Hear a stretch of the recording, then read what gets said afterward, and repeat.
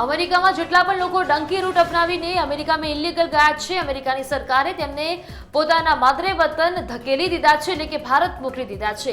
આ લોકોને જોઈને શક્તિશીલ ગોહિલે એક ટ્વીટ કર્યું છે. એમાં એમને લખ્યું છે, અમેરિકાએ ખૂબ જ ખરાબ વર્તન કરીને હાથમાં હથકડીઓ અને પગમાં બેડીઓ પહેરાવી એવી રીતે એમને શો કર્યા છે કે જાણે તેઓ આતંકવાદી હોય. એ રીતે તરત જ ગુજરાતીઓને દેશ મોકલાયા છે.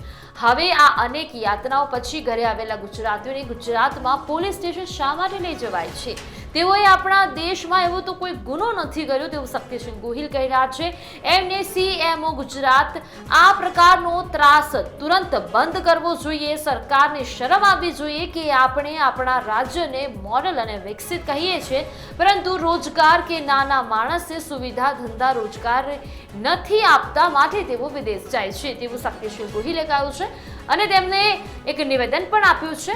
સાંભળીએ. અમેરિકાએ સંપૂર્ણપણે અમાનવીય રીતે ભારતીયોને જાણે કોઈ આતંકવાદીઓ હોય એમ હાથમાં હથકડી પગમાં બેડીઓ પહેરાવીને એક વિમાનમાં કે જે વિમાન આર્મીનું માલ સામાન લઈ જવાનું હોય એવા વિમાનમાં એક જ ટોયલેટ જેના અંદર હતું એના અંદર બેસાડીને ભારતીયોને અહીંયા લઈને આવ્યા.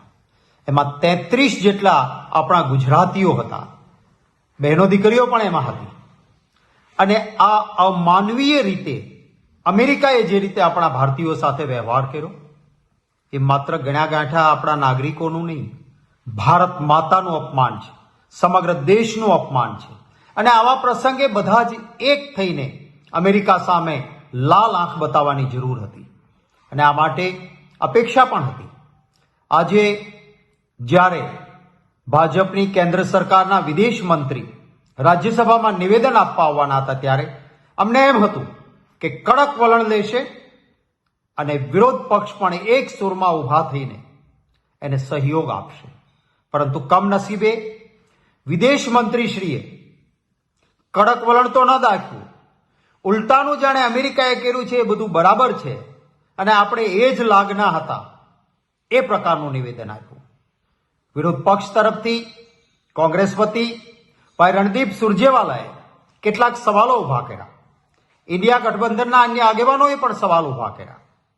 પહેલી વાત તો એ હતી કે શા માટે આપણી સરકાર એવું સ્વીકારી લે છે કે આ બધા ગેરકાયદેસર ના જતા?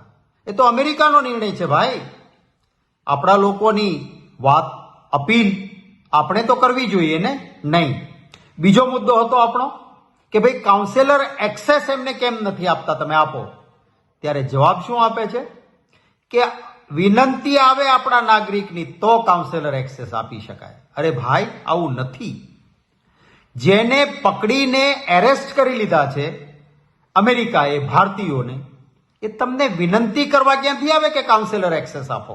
એ તો સામેથી તમારે એને જ્યાં પણ કેદમાં કર્યા હોય, એરેસ્ટ કર્યા હોય, એની સાર સંભાળ લેવાની જવાબદારી આપણી સરકારની. એ તો સરકારે કર્યું નહીં. ત્રીજો મુદ્દો વિરોધ પક્ષ તરફથી ઉઠાયો કે ભાઈ જે લોકો ત્યાં ગયા છે એમણે ત્યાં મજૂરી મહેનત કામ કરીને જે ત્યાં પ્રોપર્ટી ઊભી કરી હોય એની અસ્કયામતો હોય, તો એની મહેનતની અસ્કયામતો ભારતમાં પાછી લેવા માટે સરકાર શું કરવા માંગે છે એનો પણ જવાબ નહીં. આજ સુધી ક્યારેય હાથમાં હથકડીઓ ને પેગમાં બેડીઓ પહેરાવીને આપણા ભારતીયોને લાવવામાં નથી આવ્યા. આ સવાલ કર્યો કે આવું ક્યારે ભૂતકાળમાં હતું? એનો જવાબ પણ વિદેશ મંત્રીશ્રીએ નહીં આપ્યો.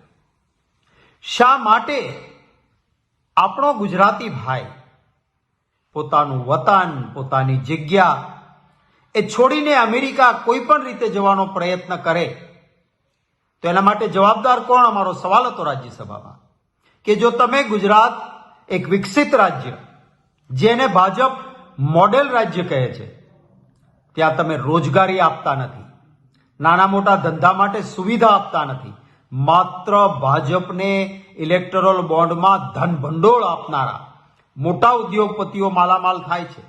નાના માણસને રોજગારી નથી, નોકરી કાયમી નથી, આઉટસોર્સિંગ ને ફિક્સ પગારનો ત્રાસ છે, પેપર ફૂટે છે અને એટલા માટે ન છૂટકે ગુજરાતીએ ત્યાં જવું પડે છે.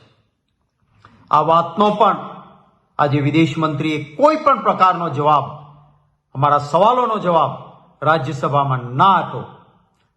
અને જ્યારે એ પણ કહેવામાં આવ્યું કે શું કામ તમે કોઈ જનાવરને ભરીને લાવે એવી રીતે લાવે એવા વિમાનમાં અમેરિકા મૂકવા આવે? શું આપણી ફરજ નહોતી આપણા દેશની કે એક વિમાનમાં સારી રીતે બેસાડીને અહીંયા લઈને આવવા જોઈએ? એ પણનો જવાબ ના આપ્યો. ત્યારે ન છૂટકે તમામ વિરોધ પક્ષે સરકારનું જે અમેરિકાએ આપણું અપમાન કર્યું છે એની સામે બદલો લેવાની વાત તો એક બાજુ, પણ એને ઘૂંટડીએ પડવાની વાત કરી. ત્યારે જ્યાં સુધી આ પરિસ્થિતિ રહે ત્યાં સુધી રાજ્યસભામાં કેવી રીતે બેસીને માત્ર વાહવાહી સાંભળીએ? માટે તમામ વિરોધ પક્ષે રાજ્યસભામાં આ મુદ્દા પર વોકઆઉટ કરવો પડ્યો હતો.